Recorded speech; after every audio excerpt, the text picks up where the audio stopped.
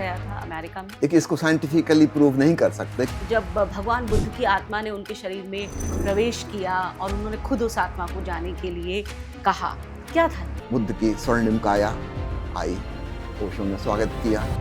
संबंधों की टूटन की हम बात करेंगे या उन्हें डिसइंटीग्रेट करने की बात करेंगे तो अनुशासन कहाँ से आए? जिस भारत की आप बात कर रहे हैं वो अब कहीं है नहीं।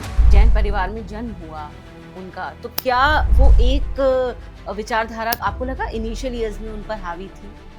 जी नहीं, उन पर कोई विचारधारा कभी हावी नहीं रही। क्या वजह है उसकी, लाओ त्से के प्रति उनके इतने खुद को रेलेवेंट फील करने की? ओशो ने स्वयं ऐसा कहा है, जब मैं लाओ त्सू पे बोलता हूँ तो मैं जैसे अपने ही हृदय को खोल रहा हूँ, ऐसा नहीं लगता किसी और पे बोल रहा हूँ। अमेरिका की बात करें, इतना प्यार, इतनी एक्सेप्टेंस मिली, वहीं पर ओशो थ्रेट क्यों हुई? बाइबल को, ईसा मसीह की कहानी को, उनसे जुड़े हुए चमत्कारों को उन्होंने बिल्कुल गलत सिद्ध कर दिया और यह बात वहाँ के इंसान को हजम नहीं हुई। ओशो ने कहा कि ईसा मसीह की जो मृत्यु हुई सूली पर वो गलत है, मृत्यु कभी हुई नहीं थी। ओशो ने बाइबल पे कभी प्रवचन नहीं दिए, बाइबल की हमेशा मजाक उड़ाई। ईसा मसीह की कब्र वो भारत में है। ओशो का जो महाप्रयाण था, उनका जो विदा लेना था इस संसार से, वो उन्हें पूर्व विदित था? क्या थी? हमारे फैमिली फ्रेंड थे शर्मा जी, उनका बेटा, उसको विजन आया। आपने अपनी भावनाओं को कैसे नियंत्रित किया, ये समझ जाने के बावजूद कि अब उनके विदा लेने का समय आ रहा है? सबको एक दिन विदा होना है, तो हंसी खुशी से अपन जीवन जिएंगे, हंसी खुशी से विदा होंगे, इसमें कोई दुख की बात नहीं है। ओशो वर्तमान में होते तो क्या परिवर्तन होता सनातन को लेकर के? धर्मों ने दुनिया का हित नहीं किया, कल्याण नहीं किया है। बातें भूख करते हैं लेकिन कभी नहीं किया। ओशो इसके खिलाफ हैं।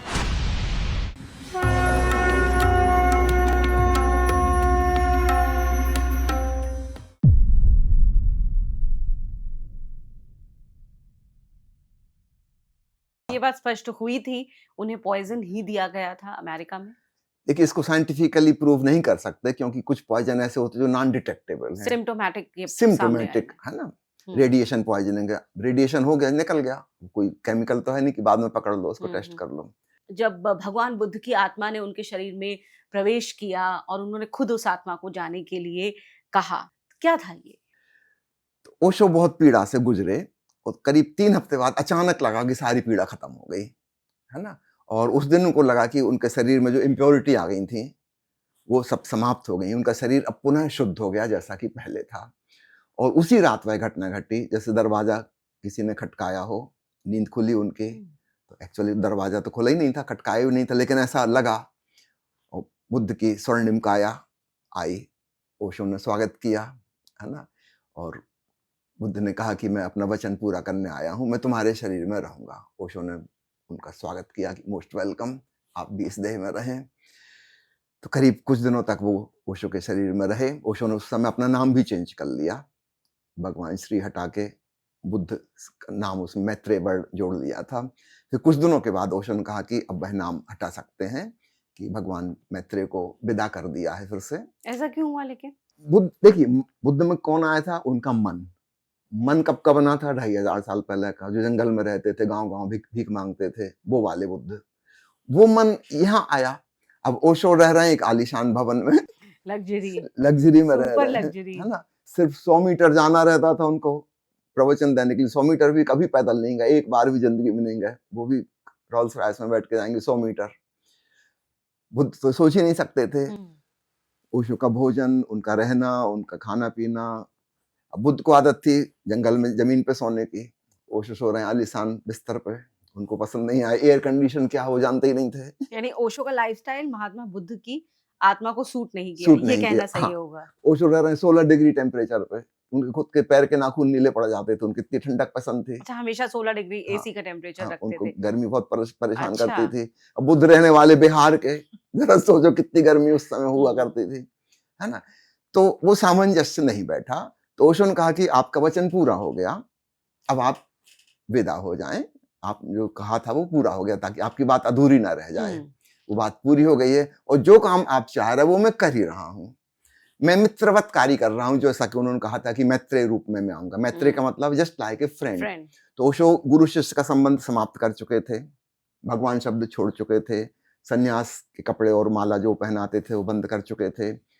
He was just a friend, हम ज्यादा से ज्यादा कह सकते हैं सीनियर फ्रेंड, है ना, जिसका हमको कोई गाइडेंस भी मिल रहा है, ऐसा फ्रेंड। तो ओशो मित्रवत ही रह रहे थे, है ना, और आगे के लिए उन्होंने कह दिया था कि सदा इसी भांति अब होंगे। तो भगवान बुद्ध जो चाह रहे थे वो चीज ओशो ने पूरी कर दी।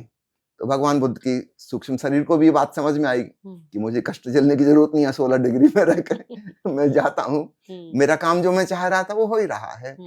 तो वो जो गुरु शिष्य संबंध सदा सदा से चले आ रहे थे, उस पे प्रहार करना भी ओशो का एक कार्य था, और उसको उन्होंने बुरी तरह तोड़ा। मित्रवत होंगे लोग, ठीक है, किसी को आत्मज्ञान हो गया तो क्या वो सुपीरियर थोड़ी हो गया कोई। लेकिन हमारा जो सामाजिक या फिर हमारा जो भारतीय परिदृश्य है स्वामी जी, यहाँ पर गुरु शिष्य संबंध हो या माता पिता का संबंध हो या पति पत्नी का संबंध हो या मान लीजिए भाई बड़े भाई बहनों का संबंध है, यहाँ एक इंटर डिसिप्लिन मैकेनिज्म काम करता है, क्योंकि आत्म अनुशासन बहुत कम है यहाँ पे। तो ऐसे में जो संबंध है वो व्यक्ति को अनुशासित करते हैं। अगर संबंधों की टूटन की हम बात करेंगे या उन्हें डिसइंटीग्रेट करने की बात करेंगे, तो अनुशासन कहाँ से आएगा? देखिए, ये हो गई पुरानी बात। आप जो कह रहे हैं, जिस भारत की आप बात कर रहे हैं वो अब कहीं है नहीं। आज महानगर दिल्ली और मुंबई में आप जाके देखें, आप जिस भारत की बात कर रहे हैं वो कहीं बचा नहीं है। आज किसी स्कूल कॉलेज में जाकर देख लीजिए, शिक्षक के प्रति विद्यार्थियों के मन में कोई सम्मान नहीं है, हो भी नहीं सकता। हर जगह विद्रोह है, हर जगह बगावत है, हर जगह इनडिसिप्लिन है, आग लगाई जा रही है, कुर्सियां तोड़ दी जा रही हैं, विरोध में आवाजें उठाई जा रही हैं, नारे लगाए जा रहे हैं।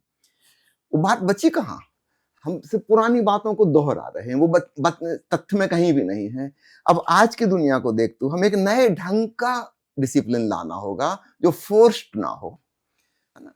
ओशो के जो प्रेमी हैं, भले ही वो अपने आप को मित्र कह रहे हैं, ओशो ने कई शब्द दिए, हम सफर, सहयात्री, you are not my followers, you are my fellow travellers, उन्होंने कहा, है ना, तुम मेरे अनुयायी नहीं हो, हम संगी साथी हैं, हम सफर हैं, हम एक साथ परमात्मा की तरफ यात्रा कर रहे हैं। ये एक बिल्कुल नई धारणा है। तो पुराना जो वैल्यूज खत्म हो चुकी हैं उनको रीएस्टैब्लिश नहीं किया जा सकता, लेकिन नई वैल्यूज हम बना सकते हैं। तो ओशो जो दर है ज्यादा मानवीय है, इसमें किसी को झुकना नहीं पड़ेगा, सरेंडर नहीं करना पड़ेगा, दिस इज मोर ह्यूमन। अब हम किसी से एक्सपेक्ट नहीं कर सकते कि हमारे प्रति समर्पित हो जाए और हम जो कहें वो उसको ब्लाइंडली फॉलो करे। ये बात गलत है। क्यों हम ऐसा चाहते हैं? हाँ, मैं जो कह रहा हूं उसको मैं लॉजिकली बताऊं, सिद्ध करूं, साबित करूं, दूसरे को अच्छा लगेगा तो वो टिकेगा मेरे पास, नहीं अच्छा लगेगा नहीं टिकेगा। उसकी स्वतंत्रता का सम्मान है एज अ होल, और एक स्वतंत्रता का सम्मान दूसरे की भी। गुरु क्यों अपने आप को थोपना चाह रहे कि मुझे जो अच्छा लगता है तुमको भी वही अच्छा लगना चाहिए, जो मैंने किया वही तुम भी करो। लेकिन यहाँ स्वामी जी एक चीज मैं समझना चाहती हूँ, जो मेरी उत्सुकता है, क्योंकि हम जैसा जानते हैं, आपने भी बताया, समय के हिसाब से ओशो ने अपनी साधनाओं को, अपने तरीके को बदला समाज के हिसाब से। ऐसे में अगर ओशो वर्तमान में होते, क्योंकि वर्तमान बहुत अलग है भारत के लिए, वर्तमान में भारत का जो आध्यात्म है वो उसकी सॉफ्ट पावर है, और ओशो भारत से प्रेम करते थे, ये तो हम जानते ही हैं। उनकी किताब का एक टाइटल है इंडिया माई लव। एग्जैक्टली। तो ऐसे में अगर ओशो वर्तमान में होते तो क्या परिवर्तन होता सनातन को लेकर के, मौजूदा परिस्थितियों को लेकर के, उनका टेक क्या होता? देखिए, ओशो का जो कहना है, उनकी एक किताब का शीर्षक है एस धम्मो सनातनो, पाली भाषा में उसका मतलब है यही सनातन धर्म है। इसके 12 वॉल्यूम प्रकाशित हुए हैं, ह्यूज बुक, एस धम्मो सनातनो, यही सनातन धर्म है। उसमें करीब करीब हर अध्याय में समझाया जा रहा है कि सनातन धर्म क्या है। तो निश्चित रूप से अब ओशो की बात समझिए, जो सनातन है वही धर्म है।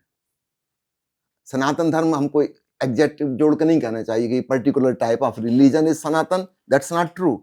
That which is eternal, timeless, that is the only religion, है ना। बाकी तो ओशो धर्म के साथ विशेषण जोड़ने के पक्ष में नहीं है, क्योंकि ये धर्म के साथ विशेषण जोड़ना ही मनुष्य जाति को तोड़ता है। परमात्मा से तो हम जुड़ते नहीं, हम आपस में जरूर टूट जाते हैं। कोई ईसाई हो गया, कोई मुसलमान हो गया, कोई हिंदू हो गया, कोई पारसी हो गया, फिर हम बैठ के युद्ध करेंगे। आज इजराइल, ईरान और अमेरिका में जो हो रहा है वो क्या है? वो ईसाई मुसलमानों यहूदी का युद्ध है। धर्मों की पीछे कहानी है ना। धर्मों ने दुनिया का हित नहीं किया, कल्याण नहीं किया है। बातें खूब करते हैं लेकिन कभी नहीं किया। हमारे देश में सबसे बड़ा युद्ध जो हुआ वो क्या है? धर्म युद्ध था। वो धर्म क्षेत्र कुरुक्षेत्र, महाभारत जो हुआ था। धर्म के नाम पर केवल लड़ाई लड़ाई रक्तपात हुआ है। ओशो इसके खिलाफ है। हाँ, सनातन शब्द को गौर से पकड़िएगा। क्या कोई ऐसा तत्व है जिसे हम जान सकते हैं जो इटर्नल हो, नो बिगिनिंग नो एंड? उसको जानना अध्यात्म है। बजाय हम धर्म के अध्यात्म शब्द उपयोग करें तो ज्यादा अच्छा, क्योंकि इस पर कोई लेबल नहीं लगा। चाइनीज अध्यात्म नहीं होता, ऑस्ट्रेलियन अध्यात्म नहीं होता, जैसे गणित और विज्ञान नहीं होता, इंडियन फिजिक्स और अमेरिकन फिजिक्स नहीं होती, अफ्रीकन मैथमेटिक्स और चाइनीज मैथमेटिक्स नहीं होता। मैथमेटिक्स बस मैथमेटिक्स है। तो ठीक इसी प्रकार विज्ञान की भांति स्पिरिचुअलिटी भी बस एक है। धर्म का हम जैसे नाम लेते हैं उस पर लेबल लगे हुए हैं। उन सब में लड़ाई झगड़े हैं, क्योंकि उनके शास्त्र ग्रंथ अलग हैं, उनके सिद्धांत अलग हैं। वो तो लड़ेंगे ही लड़ेंगे, सिद्धांत अलग अलग हैं। ओशो कहते उनकी चिंता नहीं करो, तुम अपने भीतर जाओ और अपने भीतर उस शाश्वत तत्व को जानो। वो तुम्हारी चेतना है, आत्मा है, और उसे जानकर तुम्हें पता चलता है कि अरे जो मुझ में है वही सब में है। जो मेरे कुएं का पानी है वही मेरे पड़ोसी के कुएं का पानी है। नीचे से सब एक है, अलग अलग है ही नहीं। जैसे एक वायुमंडल, उसी में आप सांस लेती हैं, मैं सांस लेता हूँ, उसी में एक मुसलमान सांस लेता है, उसी में ईसाई सांस लेता है। वायुमंडल भेदभाव नहीं करता, सूरज भेदभाव नहीं करता कि पारसी घर पे मैं धूप नहीं दूंगा। कोई भेदभाव नहीं करता, सूरज सबका है। ठीक ऐसे ही हमारे भीतर एक चेतना है, एक cosmic consciousness, not individual consciousness, और वह सनातन है। तो उसको जानना अध्यात्म है। तो हम ऐसा समझेंगे तो ज्यादा अच्छा होगा। ओशो अगर आज होते तो इसी बात को फिर री एम्फेसाइज करते। उन्होंने प्रत्येक धर्म में जो छुपा हुआ अध्यात्म था उसको निकाल के उसको विस्तार से उन्होंने व्याख्या की। जैसे गीता के ऊपर कितनी विस्तृत व्याख्या उन्होंने की, 5 साल बिल्कुल कंटिन्यूअस बोले। उसके बाद उन्होंने ये भी कहा था कि ये खत्म हो जाए, इसके बाद कुछ मित्र, मुसलमान मित्र मिलने आए। उन्होंने कहा कि आप कुरान की भी व्याख्या कीजिए, बड़ी कृपा आपकी होगी। ओशो ने उनको आश्वासन दिया कि एक बार गीता पूरी हो जाए, इसके बाद फिर कुरान पे बोलूंगा। लेकिन फिर वो मित्र दोबारा कभी आए नहीं। ओशो ने तो उनको कहा था कि आप लोग आयोजन करो। अच्छा, ओशो ने बहुत बात की भी नहीं है कुरान या इस्लाम को लेकर के। मैं आपको बता रहा हूँ एक उदाहरण, जैसे ये वाला मैं जो चर्चा कर रहा हूँ, अगर आप उनके प्रवचन सुनेंगी, सहज मिले अविनाशी नाम उस प्रवचन माला का, उसमें महाकवि हरिवंश राय बच्चन जी ओशो से प्रश्न पूछ रहे हैं, उनके उत्तर वो दे रहे हैं। उस चर्चा के दौरान ये वाली बात आती है। ओशो ने कहा कि कल ही कुछ मुसलमान मित्र आए थे, वो कह रहे थे कुरान पे बोलिए। तो मैंने उनसे कहा कि एक बार गीता पूरी हो जाए, फिर आप लोग आयोजन कीजिए, मैं तैयार हूं। फिर 1 साल में कुरान पर ही बोलूंगा और फिर बिल्कुल मुसलमान होके बोलूंगा। ओशो जब भी जिसके बारे में बोलते हैं वही होके बोलते हैं, है ना। जब महावीर पे बोल रहे हैं तो ऐसा नहीं है कि बाहर एक अन्य व्यक्ति कोई खड़ा वो एक्सप्लेन कर रहा है महावीर को, नहीं, फिर वो महावीर होके ही बोल रहे हैं। But being a Jain Swami ji, क्योंकि जैन परिवार में जन्म हुआ उनका, तो क्या वो एक विचारधारा आपको लगा इनिशियल ईयर्स में उन पर हावी थी? जी नहीं, उन पर कोई विचारधारा कभी हावी नहीं रही, कभी हावी नहीं रही, क्योंकि वो इतने विद्रोही थे, किसी विचारधारा को वो ग्रहण ही नहीं करते थे। वो कहते मैं खुद जानूंगा, है ना, ये तुम्हारे विचार हैं, ठीक है, मैंने सुन लिए, समझ लिए, मैं प्रयोग करूंगा, देखूंगा। तो महावीर भी उन पर कभी हावी नहीं रहे। हाँ, उन्होंने महावीर पर प्रवचन माला दी है, जिन सूत्र पर प्रवचन माला दी है। महावीर मेरी दृष्टि में उनकी एक किताब है, महावीर या महाविनाश उनकी एक किताब है। महावीर वाणी 3 साल तक प्रवचन माला चली है पर्युषण पर्व में, 18-18 दिन के 3 बार व्याख्यान हुए हैं महावीर वाणी पर। महावीर के 12 प्रकार के तप, उनकी विस्तृत व्याख्या की है। सिर्फ तप शब्द को ओशो ने 14 प्रवचनों में समझाया। 14 प्रवचन यानी 21 घंटे, सिंगल वर्ड तप, इसको 21 घंटे में समझाया, बहुत विस्तार से व्याख्या की। लेकिन फिर वो बिल्कुल महावीर होकर बोल रहे हैं। जब लाओत्सो पे बोल रहे हैं, चाइनीज सेंट लाओत्सो ताओवादी, तब सब कुछ ताओ की तरफ से बोल रहे हैं। उनसे शायद ओशो काफी ज्यादा रेलेवेंट फील करते थे जी, मुझे लगता सबसे ज्यादा। अगर क्या वजह है उसकी, लाओत्से के प्रति उनके इतने खुद को रेलेवेंट फील करने की? बस ऐसा है एक फ्रीक्वेंसी बिल्कुल मैच करती है। कहीं कहीं मुझे वो महात्मा बुद्ध और भगवान कृष्ण के साथ भी उनका वो जो एक तारतम्य है, या B it the ideological bonding, वो मुझको लगती है। बुद्ध के ऊपर बोले कितना लंबा 125 लेकिन हाँ, लाओत्से को लेकर के मुझे लगता है it's bit more, it's tilted towards. आपकी बात से मैं सहमत हूँ। ओशो ने स्वयं ऐसा कहा है कि मैं बुद्ध पे बोल रहा हूँ, क्योंकि उनकी बात आज के जमाने में काम आएगी, भविष्य में भी काम आएगी। गीता पे बोल रहा हूँ, वो बात काम आएगी, है ना। महावीर पे बोल रहा हूँ, मैं अपने कर्तव्य का पालन कर रहा हूँ, जैन परिवार में पैदा हुआ था इसलिए एक ड्यूटी निभा रहा हूँ। बहुत हृदय की बात नहीं है वो मेरे, है ना। लेकिन जब मैं लाओ त्सु पे बोलता हूँ तो मैं जैसे अपने ही हृदय को खोल रहा हूँ, ऐसे नहीं लगता किसी और पे बोल रहा हूँ। 100% मैचिंग है। एक बड़ी वजह उसकी इसकी वजह तो 100% मैचिंग, जैसे वही हो। आपको जानकर हैरानी होगी, ओशो जहां भी जिस भवन में रहे उसका नाम लाओ त्सु भवन ही रखा गया। यहाँ पर भी और अमेरिका में भी वो मकान लाओ त्सु भवन कहलाता था जहां वो रहते थे। तो सच पूछो तो भारत में हमने लाओ त्सु का नाम ही नहीं सुना था इसके पहले कि ओशो ने जब प्रवचन दिए। कोई नहीं जानता था कि लाओ त्सु कौन। इवन आज तो चाइना में भी कोई नहीं जानता कि लाओ त्सु कौन, क्योंकि उसकी बातें बड़ी अटपटी हैं। अगर हम उसकी किताब पढ़ेंगे, छोटी सी बुकलेट है ताओ ते किंग, शायद हमको कुछ भी समझ में ना आए, शायद 1 या 2 पेज पढ़ के हम बंद ही कर दें, कुछ समझ में नहीं आ रहा है क्या। ओशो जब उसको समझाते हैं तो क्या कहना, गजब हो जाता है। स्वामी जी, मुझे एक चीज जो है विडंबना लगती है और दुखदाई विडंबना मुझे ये लगती है कि ओशो जिन्होंने हर प्रकार के परिस्थितियों को, मनुष्यों को, विचारधाराओं को, अपने प्रति भावनाओं को स्वीकार्यता दी, खुले दिल से स्वीकार्यता दी। As I said initially that I accept you as a whole. लेकिन हमने देखा कि उन्हीं ओशो को जिन्होंने प्रेम दिया एक समय में बहुत, फॉर एग्जाम्पल हम अमेरिका की बात करें, एक एक अलग तरह का रेवोल्यूशन ओशो लेकर के आए। ओशो को लेकर के एक एक्सेप्टेंस थी। फिर वहाँ हमने देखा कि उन्हीं ओशो के प्रति किस तरह से वहाँ पर विचार बदले, वहाँ की चाहे वो सरकारें थी, सिस्टम थी, ओशो उनके लिए एक थ्रेड बन गए। सेकेंडली मैं क्योंकि ये एक कंबाइन मेरी प्रश्न है। जी। दूसरा मैंने देखा कि हमने ओशो के निजी जीवन में भी देखा कि वे लोग ओशो जिनके लिए संबल बने, इनफैक्ट मैं अगर ये कहूँ कि उन्होंने ओशो की लेगेसी को पूरी तरह से एंजॉय किया, बहुत उसका फ़ायदा उठाया। फिर हमने देखा ग्रेजुअली कि वही लोग कहीं न कहीं शायद उस परिप्रेक्ष्य में कभी भी खरे नहीं उतरे जो ओशो चाहते थे, कहीं उनके शिष्य हैं। ये क्यों हुआ? क्योंकि ये दुखदाई है। मैं एक छोटी सी घटना पहले आपको बता दूं, फिर अब इस बात पे आते हैं। ये किताब में रिकॉर्ड है, आप पढ़ सकती हैं, दर्शन डायरी जो किताब छपती थी उसमें एक व्यक्ति कह रहा है कि मैं पिछले 6 साल से आपकी किताबें पढ़ रहा हूँ, आपके ऑडियो कैसेट सुन रहा हूँ। रहने वाला वो जर्मनी का है। वो कह रहा है कि मैं बहुत तरस रहा था कि कब आपसे आके मिलूं, और मेरे मन में एक बहुत ही सुंदर छवि बनी थी कि आपका आश्रम जहाँ होगा वहाँ के लोग कितने अद्भुत होंगे, है ना। वो सब छवि मेरे मन में बनी थी, धारणा बनी थी। और जब मैं यहाँ आया तो मेरी धारणा चकनाचूर हो गई। यहाँ गेट पर ही जो लोग मिले, गार्ड मिले, और रिसेप्शन पे जो लोग मिले स्वागत कक्ष में, बिल्कुल स्वागत करने के भाव में नहीं थे। उनसे मिलकर मैं बहुत निराश हुआ। मैं सोच रहा था कि बड़े प्रेमपूर्ण लोग होंगे, बड़े अद्भुत आपके सन्यासी होंगे। यहाँ मेरी धारणा चकनाचूर हो गई। मैं बड़ी मुश्किल में हूँ। ओशन का जब तुमने मुझको 6 साल सुना है तो तुमने ये भी सुना होगा कि मैं हमेशा कहता हूँ existence is made of opposite poles, polar opposites. दिन है तो रात है, जन्म है तो मृत्यु है, स्त्री है तो पुरुष है, बुद्धिमत्ता है तो मूर्खता है। सब चीजें बराबर अपोजिट से हैं, है ना। जितने इलेक्ट्रॉन नेगेटिव चार्ज वाले हैं सारे जगत में, उतने ही पॉजिटिव चार्ज वाले प्रोटॉन हैं। दोनों मिला के 0 है। दोनों को जोड़ दें तो 0।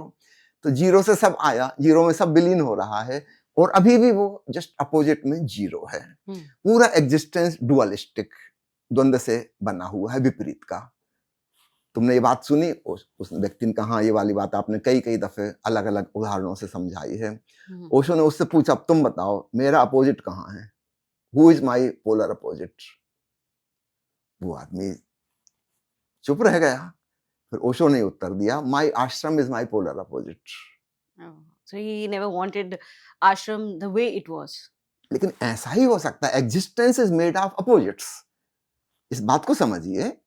तो उनके चाहने नहीं चाहने का सवाल नहीं है। द फैक्ट इज उनका पोलर अपोजिट कौन है, बताइए। फिर वो वही बनेगा ना अपोजिट। एक चुंबक का टुकड़ा, उसका नॉर्थ पोल अगर यहाँ तो साउथ पोल यहाँ है, अपोजिट जाएगा कहाँ। एक पोल का चुंबक नहीं हो सकता, है ना। ओशो उनका, मेरे जो आसपास इकट्ठे लोग हो गए हैं, तुम इसको खूब अच्छे से समझ लो। तुम जो धारणा बना के आए थे, तुम सोच के आए थे कि मेरे जैसे होंगे। मेरे जैसे होते मेरे पास आते क्यों। मैं परमानंद में हूं तो मेरे पास दुखियारे लोग आएंगे। मैं निश्चिंत हूं, मेरे पास चिंताग्रस्त लोग आएंगे, एंग्जाइटी वाले लोग आएंगे। मैं परम शांति में जी रहा हूं, तो मेरे पास अशांत लोग आएंगे, वही तो आकर्षित होंगे ना कि आदमी इतना शांत कैसे, हम भी शांत हो जाएं। तो अपोजिट प्रकार के लोग इकट्ठे हो जाएंगे और तुम सोच रहे थे कि वो मेरे जैसे होंगे, यहां तुम्हारी गलती हो गई। और ओशो ने कहा कि अगर तुम मेरे सानिध्य का मजा लेने चाहते हो तो इसको स्वीकार करना सीखो, you have to accept it. ये जीवन का एक नियम का हिस्सा है, पोलर अपोजिट हमेशा मौजूद रहेगा। और अगर तुम वाकई में मुझे प्रेम करते हो, जिस कोई आदमी गुलाब के पौधे को प्रेम करता है, अपने बगीचे में लगाता है, घर में गमला रखता है, तो फूलों को ही प्रेम नहीं करता, फिर वो कांटों को भी स्वीकार करता है। गुलाब रहेंगे तो कांटे भी रहेंगे, कांटे कहाँ जाएंगे, वो भी उसी जड़ों से रस पा रहे हैं जिससे फूल पाते हैं। तो ओशो ने कहा कि तुमको मेरे आश्रम को स्वीकार करना सीखना होगा, तो फिर तुम मजा ले पाओगे। तुम अपनी धारणा छोड़ दो कि मैं जैसे लोगों की बात कर रहा था वैसे लोग तुम्हें मिलेंगे, उससे ठीक उल्टे मिलेंगे। अपन किसी डॉक्टर का खूब नाम सुन के गए तो उसके पास तो मरीज मिलेंगे ना, स्वस्थ लोग थोड़ी मिलेंगे। स्वामी जी अब दूसरी बात अमेरिका वाली और ले लूं आपकी। जी जी जी बिल्कुल, वो बहुत जरूरी भी है जानना कि जहाँ एक तरफ रजनीशपुरम बन गया, जो वॉशिंगटन डीसी से 1.5 गुना ज्यादा बड़ा था और इतना प्यार, इतनी एक्सेप्टेंस मिली, वहीं पर ओशो थ्रेट क्यों बन गए? बहुत से कारण मैं कई पॉडकास्ट में बता चुका हूं। एक कारण जो सूक्ष्म है, जो जल्दी पकड़ नहीं आता, लोगों को दिखता नहीं, वो कारण आज मैं आपसे चर्चा करना चाहता हूं। ओशो ईसाई धर्म जिस बाइबल को मानता है, इसके सरासर खिलाफ, 100% खिलाफ। उसको धर्म ग्रंथी नहीं काउंट करते। भारत में देखिए उन्होंने गीता पे कितनी लंबी प्रवचन माला दी, महावीर पे दी, बुद्ध पे दी, उपनिषद के ऋषियों पे दी, मध्यकालीन युग में हुए संतों पे कम से कम 100 प्रवचन मालाएं हैं, लंबी लंबी प्रवचन मालाएं। अष्टावक्र जनक के ऊपर 91 प्रवचन हुए, 125 प्रवचन बुद्ध के ऊपर हुए। भारत का अध्यात्म जो है उसको उन्होंने स्वर्ण शिखर पर बैठा दिया, है ना। लेकिन इस दृष्टि से पश्चिम में जो प्रचलित धर्म है उसमें इसका ABCD भी नहीं है। और यह बात ओशो ने खुले आम उजागर की। बाइबल को, ईसा मसीह की कहानी को, उनसे जुड़े हुए चमत्कारों को उन्होंने बिल्कुल गलत सिद्ध कर दिया। और यह बात वहां के इंसान को हजम नहीं हुई। उस समय वहां के जो राष्ट्रपति थे रोनाल्ड रीगन, वे कट्टरपंथी ईसाई थे और पोप से बहुत ज्यादा प्रभावित थे, है ना। और नेचुरली पोप और पादरियों का तो वहां साम्राज्य है, वो छुपा हुआ साम्राज्य। ऊपर से एक राजनेता दिखाई देते हैं जो शासन कर रहे हैं, और भीतर लोगों के हृदय में जो शासन करते हैं वो धर्मगुरु होते हैं। वहां दोनों ही एक पक्ष के थे। और ओशो ने जो आवाज उठाई ईसाई धर्म के खिलाफ, जिसका कोई हिसाब नहीं, आज तक किसी ने ईसाई धर्म के खिलाफ ऐसा नहीं बोला था। सीधा पोप को उन्होंने इनवाइट कर दिया डिबेट के लिए। ओशो की जो किताब छपी वहां पे, ये जो प्रवचन माला जो चली थी उसका नाम था द रजनीश बाइबल, वॉल्यूम 1, 2, 3, 4, 12, एक साल, एक महीने की किताब, इतनी मोटी किताब। And even talked about the last testament. और प्रेस कॉन्फ्रेंस जो होती थी उसकी जो किताब छपी उसका नाम है द लास्ट टेस्टामेंट। तो यही भड़काने के लिए काफी है ईसाइयों के लिए कि उनकी किताब का नाम ये रख रहे हैं। और द लास्ट, उनके तो न्यू टेस्टामेंट और ओल्ड टेस्टामेंट है, ओशो कह रहे हैं द लास्ट टेस्टामेंट और द रजनीश बाइबल किताब का एक शीर्षक रखा, ये भड़काने के लिए बहुत। फिर ओशो ने कुछ ऐसी बातें बताई जो कभी कोई स्वीकार करने को तैयार नहीं हो सकता ईसाई, और मुश्किल यह है कि उसके विरोध में कुछ बोल भी नहीं सकते, क्योंकि वो जो कह रहे हैं वो तर्कसंगत है और प्रमाण सहित है। जाके देख लो, अगर गलत है तो तुम आके बताओ कि गलत है। ओशो ने कहा कि ईसा मसीह की जो मृत्यु हुई सूली पर वो गलत है, मृत्यु कभी हुई नहीं थी, ज्यादा से ज्यादा बेहोश हो गए होंगे। खूब विस्तार से उन्होंने समझाया कि किस प्रकार वह सूली लगाना आयोजन किया गया था। उस समय जूडिया में रोमन साम्राज्य का शासन था, यहूदियों का शासन नहीं था। ईसा मसीह के खिलाफ जो थे वो यहूदी थे, क्योंकि वो यहूदी परिवार से आए थे और वो कह रहे हैं कि मैं ईश्वर का पुत्र हूं, और प्रेम और करुणा की शिक्षा दे रहे, जो कि यहूदी धर्म से मैच नहीं करती थी। ये बौद्ध और जैन धर्म से प्रभावित होकर आए थे ईसा मसीह। ओशो ने कहा कि ईसा मसीह करीब 17 साल भारत में, तिब्बत में, लद्दाख में यहाँ रहे हैं। उस समय यहाँ महावीर और बुद्ध की अहिंसा और प्रेम और करुणा की शिक्षा का बहुत प्रभाव था, यहाँ से वो सीख के गए। बाइबल में ईसा मसीह का वर्णन आता है जब वो 12 साल के थे, उस समय कई इवेंट आता है, और फिर सीधा 30 साल का वर्णन आता है कि जब वो उपदेश देने लगे। इस बीच में 17-18 साल कहाँ गए, इसका कोई उल्लेख नहीं है। ऐसा कैसे हो सकता है? इतना प्रतिभाशाली आदमी, उसके जीवन में कोई इवेंट नहीं हो गया कि 17-18 साल बिल्कुल सन्नाटा। अचानक 30 साल में आपको उपदेश देने लगे। 12 साल पहले एक कारपेंटर के बेटे हैं, वहां की कोई घटना है बस। ओशो कहते हैं इस समय वो पूरब में आए, भारत में उन्होंने शिक्षा ग्रहण की, साधना की, और यहाँ से जो शिक्षा लेके गए वो यहूदियों को बहुत अखरी, क्योंकि यहूदियों के धर्म ग्रंथ में लिखा है कि ईश्वर बहुत कठोर है और बहुत ईर्ष्यालु है। ईश्वर का वचन है कि I am not your uncle, अगर मेरी कमांडमेंट्स का उल्लंघन किया तो बुरी तरह यातना दूंगा, नरक में सताऊंगा। और ईसा मसीह कह रहे हैं कि वो हमारा पिता है, जबकि वो कह रहा है कि मैं तुम्हारा चाचा नहीं लगता। ईसा मसीह जो शिक्षा लेके आए हैं, ये बुद्ध महावीर की शिक्षा है कि यह अस्तित्व हमारा दुश्मन नहीं है, हम उससे पैदा हुए तो हमारी माता पिता के समान है, वो हमारे प्रति क्रूर कैसे हो सकता है? अगर हमसे कोई गलती हो गई तो हम क्षमा मांग लें, माफ कर देगा। यहूदियों को बिल्कुल बात हजम नहीं हुई, इसलिए वो बहुत नाराज थे, वो चाहते थे कि इस लड़के को फांसी लगा दो। अब चूंकि सम्राट जो है और उसका जो वाइसराय है पोंटियस पायलट, वहां जो अधिकारी है, उसको इसमें फांसी लगाने वाली कोई बात नजर नहीं आती कि भाई वो लड़का अगर कह रहा है कि हम ईश्वर की संतान है और क्षमा मांग लो तो हमें माफ कर देगा, इसमें ऐसी कोई खराब बात तो नहीं है कि इसको फांसी चढ़ा दें।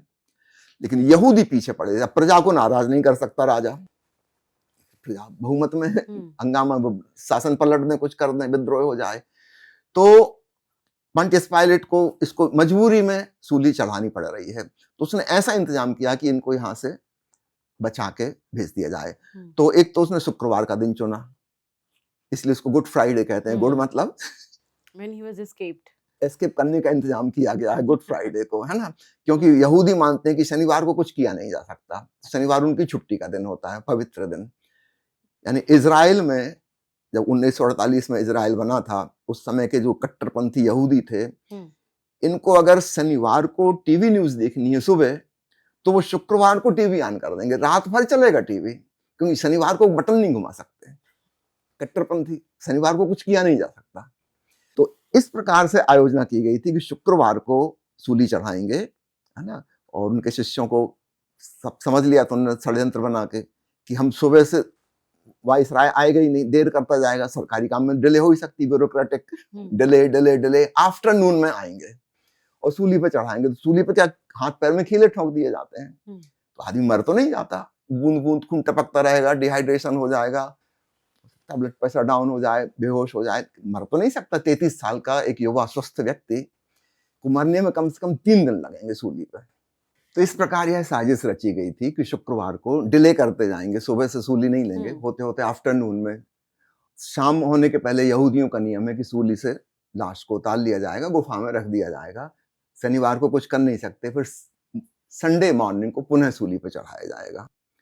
इस बीच में ईसा मसीह को वहां से गायब कर लेंगे, और ठीक वैसा ही किया गया। 2-3 घंटे वो सूली पर लटके रहे, उसके बाद सूर्यास्त के पहले उनको उतार के लाश गुफा में रख दी गई, कफन उड़ा दिया गया और शनिवार को वहां से गायब कर लिया गया। तो ये कहानी बाद में आती है बाइबल में कि वो फिर एक बार देखे गए, जब रविवार को सुबह लाश चढ़ाने के लिए दोबारा आए तो लाश मिली ही नहीं, गायब हो गई, ये कहानी आती है। फिर किसी ने उनको देखा और फिर कहते हैं कि वहां से वो सीधे स्वर्ग चले गए। अब ओशो ने इसकी बहुत बढ़िया पूरी बैकग्राउंड बताया काज एंड इफेक्ट लॉजिक के साथ में। ईसा मसीह चूंकि पहले भी भारत आ चुके थे और यहाँ के सभ्य सुसंस्कृत लोगों से उनकी ज्यादा मैचिंग थी, वो क्रूवल लोगों के बीच में उनको नहीं जमा, तो वो फांसी पर चढ़ा रहे थे। वो लौट के फिर यहीं आए भारत, क्योंकि यहाँ वो पहले भी 17 साल बिता चुके हैं, और कश्मीर में आके वो रहे। वो जो कहते हैं कि स्वर्ग चले गए, वो उनका पोइटिक रूप से सही है, भारत का स्वर्ग कश्मीर है। भारत का नहीं, पूरी पृथ्वी का स्वर्ग कश्मीर है, सबसे ज्यादा सुंदर जगह। और इसके पहले हजरत मूसा, यहूदियों के जो पैगंबर थे, वो भी भारत में आके कश्मीर में रहे और कश्मीर में ही उनकी मृत्यु हुई, उनकी कब्र अभी भी कश्मीर में है। ईसा मसीह की कब्र भी कश्मीर में है। और मैं जो कह रहा हूँ इसके आप इंटरनेट पे सर्च कर लीजिए, गूगल से पूछ लीजिए, चैट जीपीटी से पूछ लीजिए, सब जगह से आपको तस्वीर भी मिल जाएंगी, कब्र कहाँ है एग्जैक्टली, कौन उसकी देखभाल कर रहा है। ईसा मसीह वहां आकर रहे और लंबी उम्र जिए, 100 साल से भी ज्यादा जिए वो। यहाँ उनका एक प्रीशियस था थॉमस, जिसको उन्होंने साउथ इंडिया भेजा, क्योंकि खुद नॉर्थ में थे, अपने शिष्य को उन्होंने साउथ भेजा, और केरला में जाके उसने ईसाई धर्म का प्रचार प्रसार किया। केरल की ईसाइयत पश्चिमी देशों की ईसाइयत से ज्यादा पुरानी है, ये हिस्टोरिकल प्रूफ्ड है इसके। पश्चिम में ईसाइयत करीब 100 साल बाद बाइबल लिखी गई। भारत में थॉमस ने जो ईसा मसीह का प्रचार प्रसार किया, केरल की क्रिश्चियनिटी ज्यादा पुरानी है। ये ओशो अपनी तरफ से नहीं कर रहे, आप नेट पे सर्च कर लीजिएगा, इसके सारे प्रमाण मिल जाएंगे, थॉमस की किताब जो है। अब ओशो ने बताया, अच्छा एक चीज और अभी रिसेंटली आई जो ओशो ने उस समय नहीं बताई थी, अभी इसी गुड फ्राइडे को, जो पिछले 12 कुछ अब किस तारीख को तो मैं भूल गया, थोड़े दिन पहले था गुड फ्राइडे, उस दिन इटली के यूनिवर्सिटी ने रिसर्च करके पता लगाया है कि वो जो ईसा मसीह को कफन उड़ाया गया था उसकी रिसर्च की गई, डीएनए एनालिसिस, और पाया गया कि उसमें जो लोगों ने टच किया था कपड़ा, मोर देन 40% इंडियन ओरिजिन के डीएनए हैं। यानी वो कपड़ा भी वो तो कहते हैं भारत का बना था, व्यापार चलता होगा, वहां से खरीदा गया होगा, और खरीदे हुए कपड़े में 40% टच इंडियंस का तो नहीं हो सकता, है ना। वहां के लोग जिन्होंने देखभाल की उनका रहा होगा। इससे और पता चलता है कि सबके पीछे भारतीय मित्रों का भी हाथ रहा होगा। ईसा मसीह क्योंकि भारत के लोगों से संपर्क था, शायद वही लोग फिर उनको कश्मीर लेके आ गए। तो वो कपड़ा जो वहां रह गया है, ये डीएनए एनालिसिस तो अभी हुई है, और इससे सिद्ध होता है कि भारतीय लोग वहां मौजूद थे, बड़ी गिनती उन्हीं की थी, भारतीयों की। संभवतः उन्हीं ने ही ईसा मसीह की देखभाल की और वही लोग उनको लेकर कश्मीर आ गए, और फिर यहाँ पे वो लंबे साल तक जिए। अब दूसरी चीज आती है ईसा मसीह की कब्र, वो भारत में है, कश्मीर में है, यहाँ तक कि हजरत मूसा की कब्र भी यही है। ये ईसाई और यहूदी इस बात को स्वीकार करने को राजी नहीं, ठोस प्रमाण होते हुए, क्योंकि अगर ये शुद्ध हो जाए तो उनके उस तीर्थ स्थान का क्या होगा, फिर तो भारत तीर्थ स्थान बन जाएगा, यहूदियों का भी और ईसाइयों का भी। असली तीर्थ तो ये है जहां उनके गुरु आकर रहे हैं, अपनी शिक्षाएं दी हैं, प्रचार प्रसार किया है, और जहां वो मरे हैं उनकी कब्र वहां है। तो असली पूजनीय स्थल तो यहाँ होता है। अब ये बातें जब ओशो ने वहां पे उठाई तो ये भी कि हंगामा भारत तब से विश्व गुरु ही था, वो तो इतिहास में सब जानते हैं। यह बात किसी को हजम नहीं हो सकती ईसाई को, यद्यपि सारे प्रमाण हैं। इसके ओशो के पहले एक ईसाई विद्वान ने ही एक किताब लिखी थी, जीसस लिव्ड इन इंडिया, है ना। ओशो से करीब 50 साल पहले, और ओशो से करीब 100 साल पहले भी एक किताब लिखी जा चुकी थी, कश्मीर के ही किसी शोधकर्ता ने, जो पश्चिम से आया हुआ था, सालों साल उसने शोध की, उसकी थी कि जीसस क्राइस्ट गए कहाँ सूली के बाद। ये बात तो बकवास है कि स्वर्ग चले गए, शरीर को कैसे स्वर्ग जाएगा, शरीर कहीं तो मिलेगा। तो वो खोज में था और उसने खोज लिया कश्मीर को, और सारे प्रमाण मिल गए। वहां जो लिखा है कब्र पे, वो हिंदी भाषा में या कश्मीरी भाषा में नहीं लिखा, वो हिब्रू भाषा में लिखा है। अब कश्मीर में हिब्रू भाषा कौन जानता था। ये जो कब्र है ये मुसलमानों की कब्र से अलग है। मुसलमानों की कब्र की दिशा अलग होती है, काबा की तरफ उसका मुख होता है, उस तरफ सिर होता है मुसलमान का कब्र में। ये जो दो कब्रें हैं ईसा की और मूसा की, इनकी दिशा अलग है, अर्थात ये किसी मुसलमान संत की नहीं है, उनकी तो फिक्स्ड है। अच्छा, ये लोग अलाउड नहीं कर रहे हैं, वरना कार्बन एटम की एनालिसिस से पता लग सकता है कि कितनी पुरानी है, और अगर अलाउ करें कब्र से निकाल के हड्डियों को, तो भी पता लग जाएगा कि किसकी है। कम से कम ये तो पता लग जाएगा कि एक यहूदी की है, भारतीय व्यक्ति की नहीं है।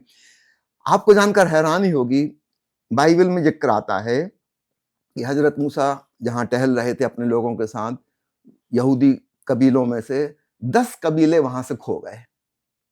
वो कहां गए इसका पता नहीं चलता। जब किसी आक्रमणकारी ने उन पे हमला किया तो 10 कबीले में कोई भी व्यक्ति नहीं मिला, वो गए कहां।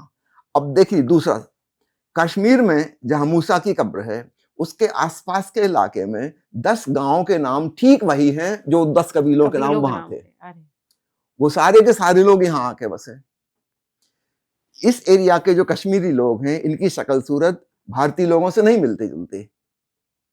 इनकी लंबी नाक, उनका यूनानी चेहरा वो अलग ही है। उदाहरण के लिए महात्मा गांधी, सॉरी जवाहरलाल नेहरू और इंदिरा गांधी का चेहरा आप देखें, इनका जो चेहरे का शेप है ये ओरिजिनल भारतीय से मैच नहीं करता, ये उसी परंपरा के हैं।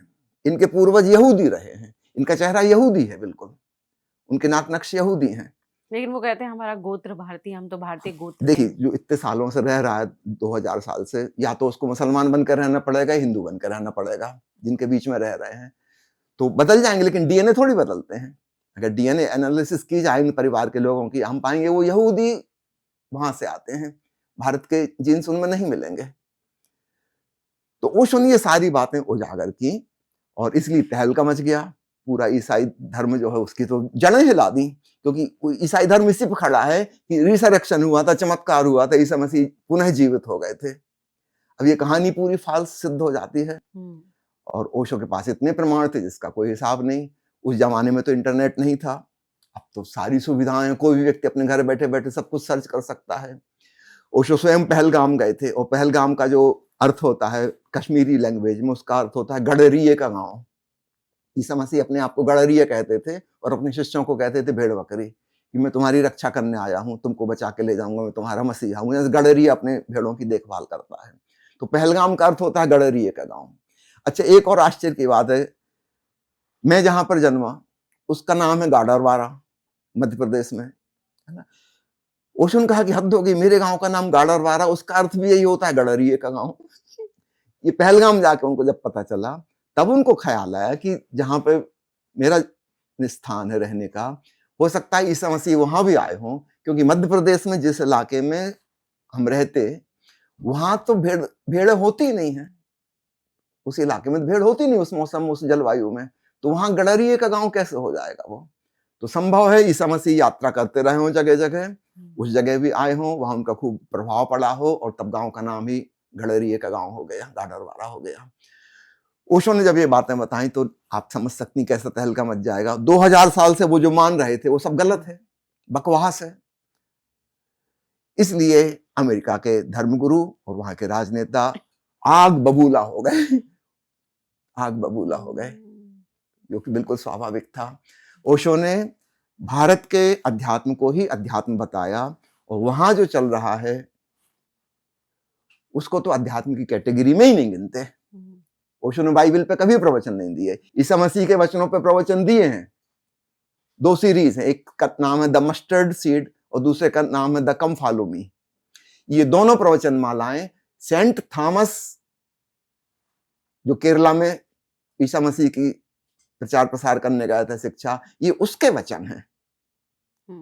और ओशो कहते हैं ये ओरिजिनल है ईसा मसीह की शिक्षा, ये उनके वचन, ये उनकी शिक्षा है। और ओशो ने उस पर प्रवचन दिए हैं, बाइबल पर कभी प्रवचन नहीं दिए। बाइबल की हमेशा मजाक उड़ाई, उसको तो धर्म ग्रंथ भी काउंट नहीं करते वो। तो ये कारण था अमेरिका के नाराज होने का। अब अगर स्वामी जी हम बात करें भगवान ओशो के महाप्रयाण की, तो कहते हैं कि ओशो का जो महाप्रयाण था, उनका जो विदा लेना था इस संसार से, वो उन्हें पूर्व विदित था और सब कुछ एक सुनियोजित था, और आप शायद उसके साक्षी थे। बहुत सारी घटनाएं थी जिन्हें आपने जाना, देखा, समझा, क्या थी वो? मैं कई बार इस पर चर्चा कर चुका हूँ, ज्यादा समय नहीं दूंगा, सिर्फ इतना ही कहूंगा कि मुझे, मेरी धर्मपत्नी को, और हम जहाँ रहते थे उस समय मध्य प्रदेश में अमलाई में, वहाँ एक हमारे फैमिली फ्रेंड थे शर्मा जी, उनका बेटा, उसका नाम बांके, बाद में वह भी सन्यासी हो गया, उसका नाम स्वामी प्रेम अन्वेषी है, अभी दिल्ली में ही रहता है वो। उसको विजन आया कि ओशो विदा होने वाले हैं, ये करीब 8-9 महीने पहले की बात है विदा होने के। उसने हम लोगों को बताया, फिर हम लोगों को भी वही फीलिंग आई, फिर हम अपनी जॉब छोड़ के दोनों रिजाइन करके वहां से पुणे चले गए रहने के लिए। फिर जैसा जैसा विजन में था वो घटनाएं सीक्वेंस में घटने लगी, तब और कंफर्म हो गया कि बिल्कुल सही है।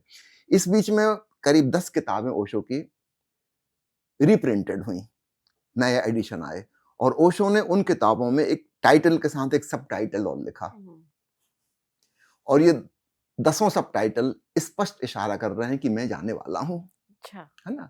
मैं 2-4 उदाहरण देता हूं, बिल्कुल। है ना।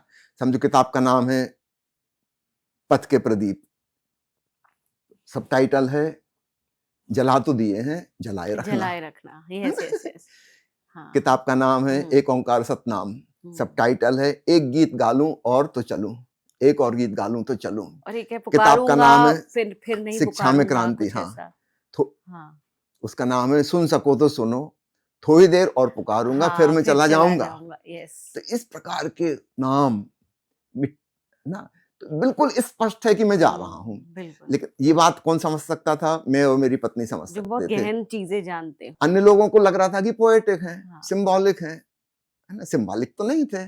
और ओशो ने 10 अप्रैल को प्रवचन देना बंद कर दिया 1989 में, और उन्होंने जो महिला उनके साथ ड्राइविंग करके लाती थी उनको उससे कहा कि आज के बाद में प्रवचन नहीं दे पाऊंगा, मेरी नाभि से ऊर्जा छोड़ के जाने लगी है, लाइफ एनर्जी, इसको हम एस्ट्रल कहें, हम्म। वो छोड़ के जाने लगी। तो जैसे जन्म लेने में 9.5 महीने लगते हैं लगभग, गेस्टेशन पीरियड, तो ओशो ये बात पहले बता चुके हैं पतंजलि योग सूत्र पर प्रवचन देते हुए कि जितने दिन में गर्भ में बच्चा निर्मित होता है, ठीक एग्जैक्टली उतने ही दिन पहले उसे पता लग जाता है कि अब विदा होने का समय आ गया। मरने में भी उतना ही समय लगता है। हमको लगता है कि मरना एक इवेंट है, अचानक हो गया, ऐसा नहीं, अचानक नहीं हो गया। दुर्घटना हो जाए वो एक अलग चीज है, अदरवाइज नेचुरल डेथ जो है वो धीरे धीरे ग्रेजुअल प्रोसेस है।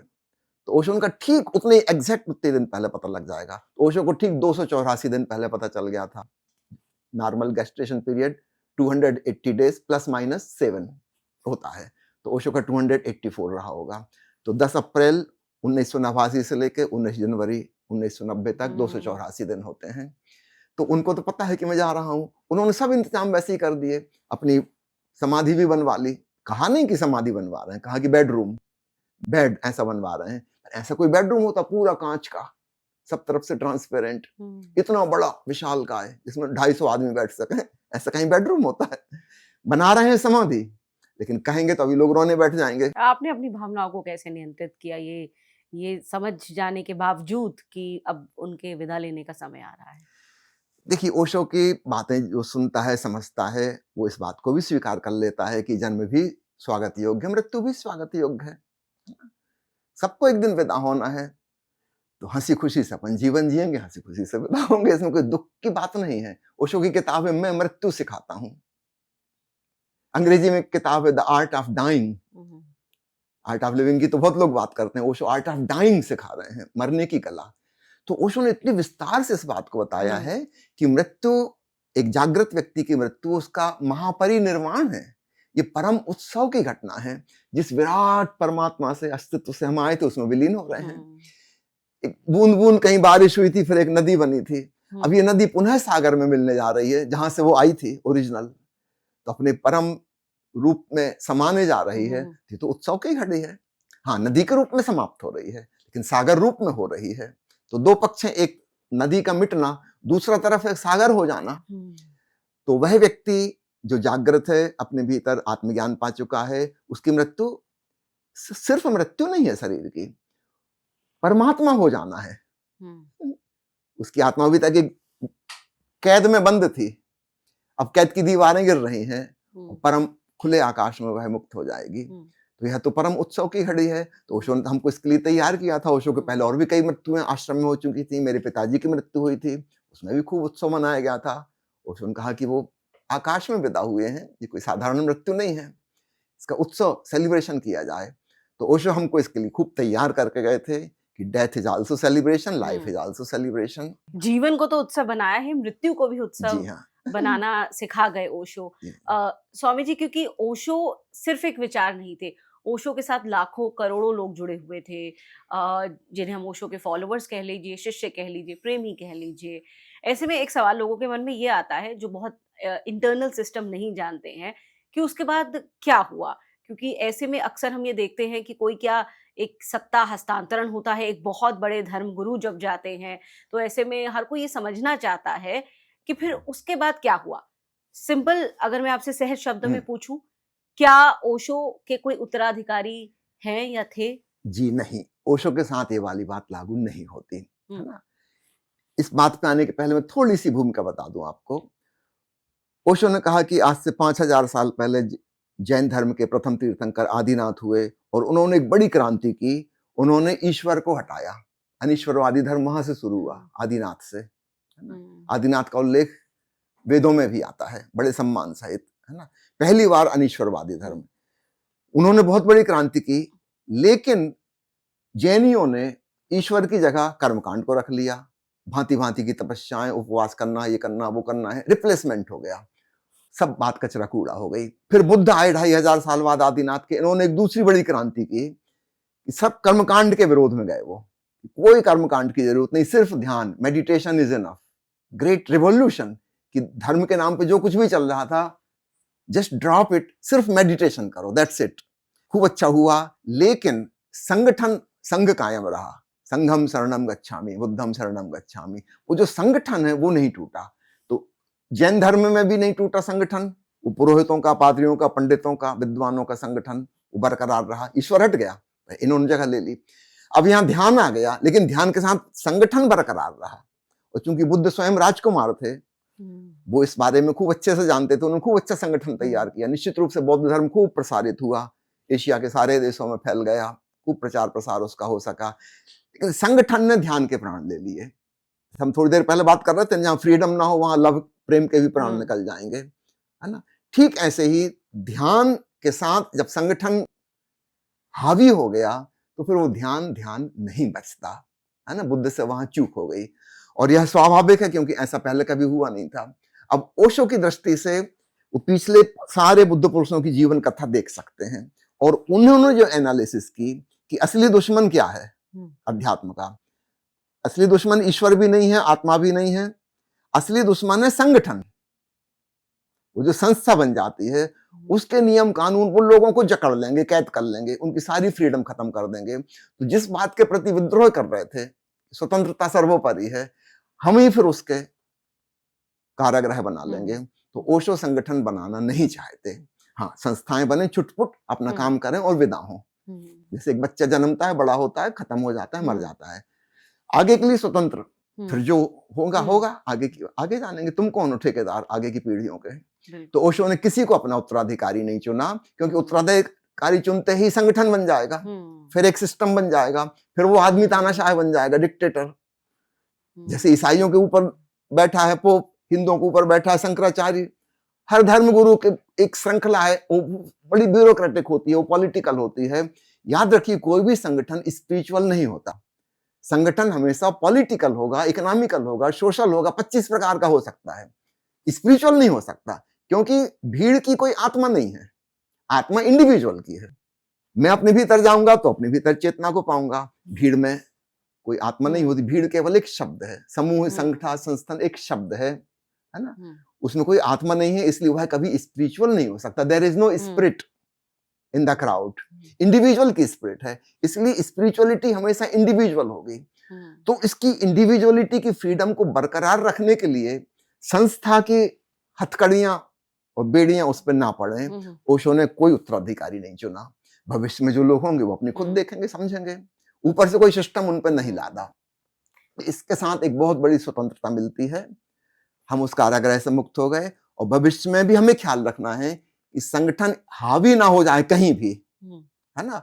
तो वो बने भी और टूटे भी, जैसे सब चीजें होती हैं। अभी बसंत का दिन आए, फूल खिल गए, 6 महीने बाद पतझड़ आ जाएगी, फिर बिखर जाएंगे सब। ऐसा नेचुरल वे में सब चीजें होने चाहिए। लेकिन आदमी जब संस्था बनाता है तो बहुत मजबूत कर देता है वो उसको। उसमें आदमी पिसते हैं, आने वाली पीढ़ियां पिसती हैं, मिलता कुछ भी नहीं उस संगठन से, और जो वैल्यूएबल था वो सब खो जाता है, बर्बाद हो जाता है। तो धर्म के नाम पर जो संस्था बनती है उसमें स्पिरिचुअलिटी रही नहीं जाती, वो केवल पॉलिटिकल अखाड़ा होता है, नाम धर्म का है, होगी वहां सिर्फ राजनीति। इसलिए ओशो इसके सख्त खिलाफ है, और इसके प्रति खूब अच्छे से सचेत कर गए हैं कि जो जैनों के साथ हुआ, जो बौद्धों के साथ हुआ, ये गलती दोबारा नहीं होनी। क्योंकि वो लोग इसको नहीं समझ सकते थे, उस समय ऐसा हुआ ही नहीं था। लेकिन आज हम समझ सकते हैं कि पीछे क्या गलती हुई, बुद्ध से ऐसी क्या चूक हो गई कि ध्यान खत्म हो गया, गायब हो गया, संगठन हावी हो गया। तो ओशो इस बात के प्रति खूब सचेत हैं, इसलिए उनका कोई उत्तराधिकारी नहीं है। जो संस्थाएं हैं वो अपने आप में हैं, और वो बनती बिगड़ती रहें। बहुत लोग समझते हैं कि रजनीशपुरम को ईसाइयों ने और अमेरिकनों ने उखाड़ दिया। मैं आपको सीक्रेट बात बताता हूं, ओशो नहीं उखाड़ा। क्योंकि अगर वो हावी हो जाएगा तो फिर पक्का है वो एक नया धर्म, एक नया संप्रदाय बन जाएगा। मतलब जिंदगी भर जिससे वो लड़ते रहे कि संप्रदाय नहीं होना चाहिए, आदमी को विभाजित करने वाले वर्ग नहीं होने चाहिए, उन्हीं के नाम पे एक खड़ा हो जाएगा। वहां किताब छप चुकी थी जब ओशो मौन में थे उस समय, रजनीश धर्म नाम की, रजनीशिज्म। मतलब जिंदगी भर जो आदमी इज्म के खिलाफ लड़ता रहा, उसके नाम के साथ भी इज्म जुड़ गया। ओशो ने सबसे पहले जब उन्होंने मौन तोड़ा और उनको पता चला कि ऐसी किताब छपी है, वो 36 भाषाओं में अनुवादित हो चुकी है दुनिया की, उन्होंने सबसे पहले उसकी होली जलवाई। स्वामी जी, ये जो हमारा ओशो फ्रेग्रेंस है, ये क्या है? यहाँ पर अगर ओशो को कोई शुरू से जानना चाहता है, एक वो भी, और अगर कोई ओशो को बहुत समय से पढ़ रहा है वो भी, किस तरह से आ सकता है, साधना सीख सकता है, क्या गतिविधियां हैं? हरियाणा के सोनीपत जिला में दीपालपुर और कुमासपुर, ये 2 गांव हैं, उनके बीच में खेतों वाली जगह में हरी हरी भरी स्थान पर ये छोटा सा आश्रम बना है। इसका नाम है श्री रजनीश ध्यान मंदिर। आप गूगल मैप पे खोजेंगे तो मिल जाएगा, श्री रजनीश ध्यान मंदिर। यहाँ पर महीने में 2 शिविर होते हैं 6-6 दिन के रेसिडेंशियल। इनमें हम ओशो के प्रवचन सुनाते हैं। ये प्रवचन हमेशा अलग अलग होते हैं। आप जानती हैं ओशो की 650 प्रवचन किताबें हैं, तो हम जिंदगी भर भी एक चीज को रिपीट नहीं करेंगे कभी, तो भी कभी खत्म नहीं होने वाली।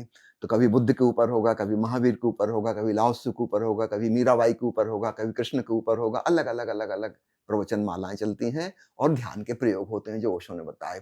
और विशेषकर उस बुद्ध पुरुष से संबंधित जो ध्यान है वो, जब बुद्ध के ऊपर बोल रहे हैं तो बुद्ध ने जो ध्यान सिखाया वो सिखाया जाएगा।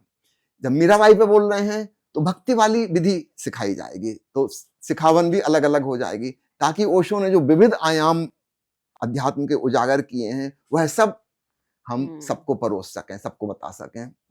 तो एक इसके अलावा फिर छोटे शिविर भी होते हैं, क्योंकि कई लोग 6 दिन के लिए नहीं आ पाते।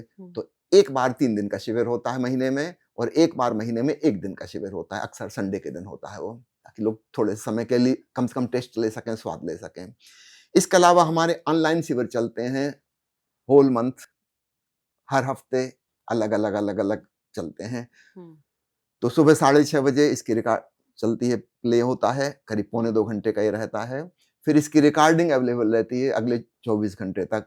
24 घंटे में कोई कभी भी देख सकता, क्योंकि बहुत दुनिया के अलग अलग देशों के लोग भी जुड़े हुए हैं, तो उनके टाइम जोन अलग अलग हैं। तो जब हमारे यहाँ 6:30 बजे, कहीं रात को 2 बजे, कहीं दोपहर को 2 बजे हैं, तो अपने टाइम के अनुसार 24 घंटे में वो कभी भी देख सकते हैं। ये एक बहुत बड़ी सुविधा उपलब्ध हो गई, किसी को आने जाने की भी जरूरत नहीं, घर बैठे ओशो आपके पास तक पहुंच जाएंगे। बहुत सुंदर।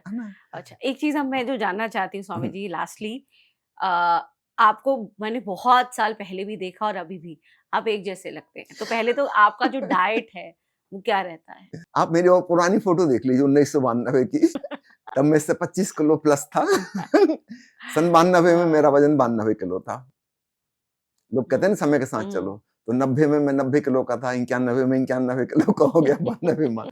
फिर इसके बाद मेरे पैर आपस में रगड़ने लगे, चलते नहीं बन रहा था। फिर मैंने सोचा कि अब समय के साथ नहीं चला जा सकता। फिर मैंने विड्रॉ किया। तो उसमें डायबिटीज और हाई ब्लड प्रेशर हो गया था, तो उसके अनुसार मैंने डाइटिंग की और अपना वजन 25 किलो मैंने घटाया। तो अभी आप शाकाहार पे? शाकाहार तो पहले भी था। अच्छा, हाँ, ओशो ने हमेशा शाकाहार का ही समर्थन जी किया हमेशा है। तो वेजिटेरियन डाइट को वो सर्वश्रेष्ठ मानते रहे हैं। अवश्य, साधक के लिए महत्वपूर्ण है। तो आपकी डाइट में मुख्य रूप से क्या रहता है और उसका मेरी डाइट क्या महत्व है? क्योंकि मैं डायबिटिक हूँ, उस हिसाब से मेरी डाइट तो थोड़ी सी आम से अलग हो जाएगी, लेकिन अगर आप अपने लिए तय करना चाहें तो एक गाइडलाइन में दे रहा हूँ। हमारे शाकाहार में मुख्य रूप से फल और सब्जी होना चाहिए, ये हमारा मुख्य आहार है ना। कई लोग दुग्ध आहार को और दूध से बनी चीजों को सात्विक भोजन में गिनते हैं, मैं नहीं मानता, क्योंकि वह एनिमल फूड है, वो मनुष्यों के लिए नहीं बना। वीगन, तो वीगन मैं हनी भी इस्तेमाल नहीं करता, दूध भी इस्तेमाल नहीं करता, या भी मेरी हड्डियां कुछ कमजोर हो गई, ऑस्टियोपोरोसिस हो गई, तो डॉक्टर के कहने से कैल्शियम डिपॉजिट करने के लिए थोड़ा बहुत दही दूध में लेता हूँ। अदरवाइज मैंने 40-50 साल तक दूध का कोई चीज इस्तेमाल नहीं की, हमारे लिए जरूरत नहीं है। यह भोजन साधक के हिसाब से बहुत अच्छा है, और एक सामान्य व्यक्ति भी, क्योंकि आज की दुनिया में ओबेसिटी, मोटापा एक महामारी के रूप में उभर के आया है। महामारी, विशेषकर उन्नत देशों में, है ना। अमेरिका में तो कहना ही क्या। मोटे मोटे लोग, भारी भरकम, कई बार तो देखने में ऐसा भी नहीं लगता कि इंसान है कि क्या है, दिन रात खा रहे हैं।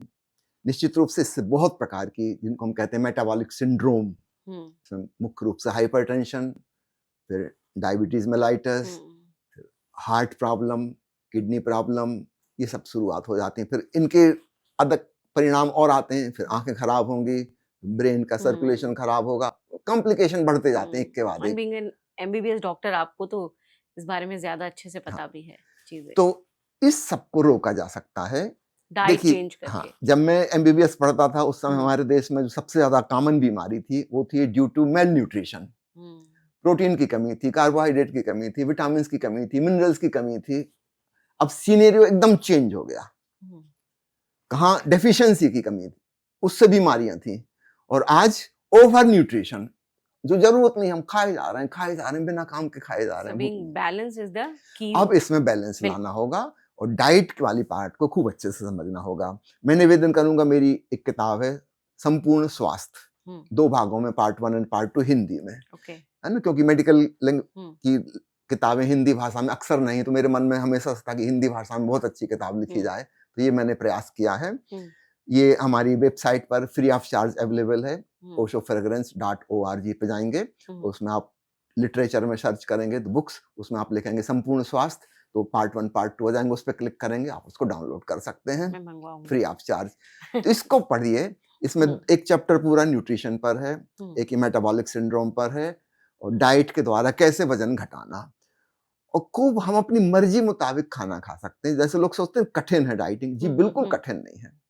जब मैंने खुद अपना वजन घटाया था, मैंने अपनी पसंद की जो चीजें थी, लस्सी और आइसक्रीम, रोज इसका इस्तेमाल करता था। हाँ, क्वांटिटी कम हो जाएगी, हमको 1200 कैलोरी दिन भर में लेना है, 2000 कैलोरी हम खर्च कर रहे हैं, 1200 कैलोरी इनपुट रखना है, उस 1200 कैलोरी में हम सब कुछ खा सकते हैं, पोषण कंट्रोल करके। हाँ, है ना। ठीक है। तो कार्बोहाइड्रेट, प्रोटीन और उनका बैलेंस स्मरण रखते हुए एक संक्षिप्त फार्मूला होता है कि हमको करीब 500 कैलोरी कम खाना चाहिए, जितनी हम खर्च कर रहे हैं उससे कम।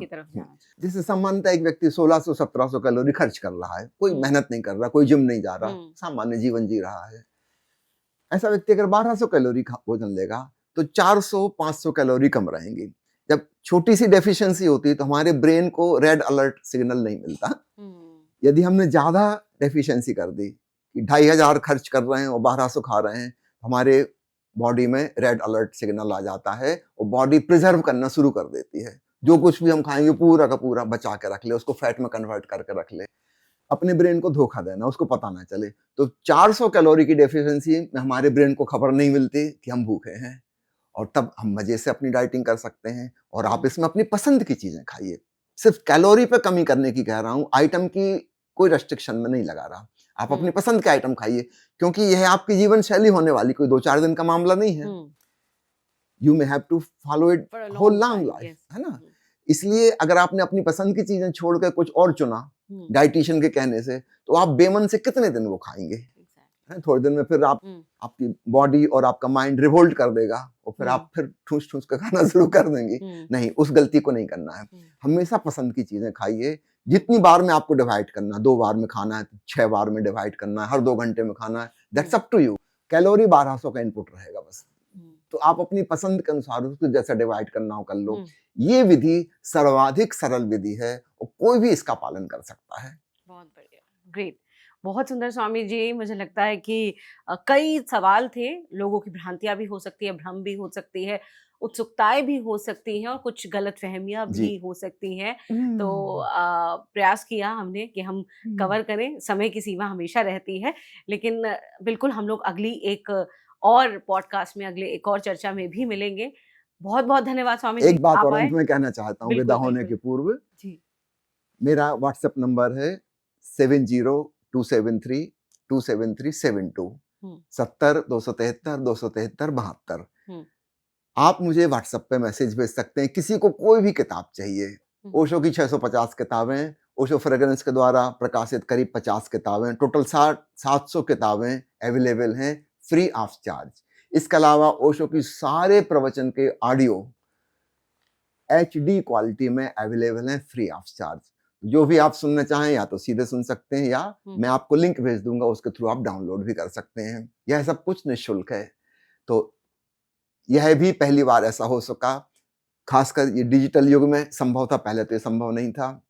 तो ओशो का सब कुछ, उनके मेडिटेशन टेक्निक्स, उनका म्यूजिक इत्यादि सब कुछ अवेलेबल है। तो आप मुझे व्हाट्सएप मैसेज कीजिए आपको क्या चाहिए, और 24 घंटे के अंदर अंदर मैं आपको रिप्लाई करूंगा और वो लिंक आपको भेज दूंगा। इस सुविधा का अवश्य लाभ उठाइए, और निवेदन करता हूं जिन मित्रों की भी उत्सुकता केवल बातचीत में नहीं है, केवल बौद्धिक ज्ञान में नहीं है, बल्कि आत्मिक ज्ञान में, आप वास्तव में अनुभव करना चाहते हैं, सिर्फ सुनना समझना नहीं चाहते, अनुभव करना चाहते हैं परमात्मा को, तो फिर स्वागत है आपका। या तो ऑनलाइन ध्यान शिविर में घर बैठे भाग लीजिए, अथवा हमारे रेसिडेंशियल शिविर में आके भाग लीजिए। तो बहुत बहुत धन्यवाद आपको। धन्यवाद। अच्छा, कैसी लगी बातचीत ये भी बता दीजिए स्वामी जी आप। बहुत अच्छा लगा आपसे बातचीत करके, क्योंकि आपने जो सवाल पूछे वो प्रैक्टिकली सभी के लिए उपयोगी होंगे, है ना, कोई व्यक्तिगत बात इसमें नहीं है। और एक बात का जो खुलासा मैं कर पाया कि अमेरिका वाले ओशो के इतने खिलाफ क्यों हो गए, ये बात कहीं आई नहीं, आज संयोग से वह बात भी निकल आई। ईसाइयों को तो खिलाफ में जाना ही था, जाना था, है ना, यहूदियों को खिलाफ होना ही होना था, क्योंकि उनके धर्म ग्रंथ की जड़ें कट गई, है ना। और भारत इस दृष्टि से फिर इन धर्मों का भी तीर्थ स्थान यहाँ हो जाता है, तो उनके ग्रंथों में जो लिखा है वो बिल्कुल गलत लिखा कई है। बातें जो आपने कभी कही नहीं वो आपने आज कह दी जी है, आज तो इसलिए भी लोगों को ये पॉडकास्ट जरूर सुननी अवश्य। चाहिए। बहुत बहुत धन्यवाद स्वामी जी आपका अपने समय के लिए, प्रणाम। बहुत बहुत प्रणाम।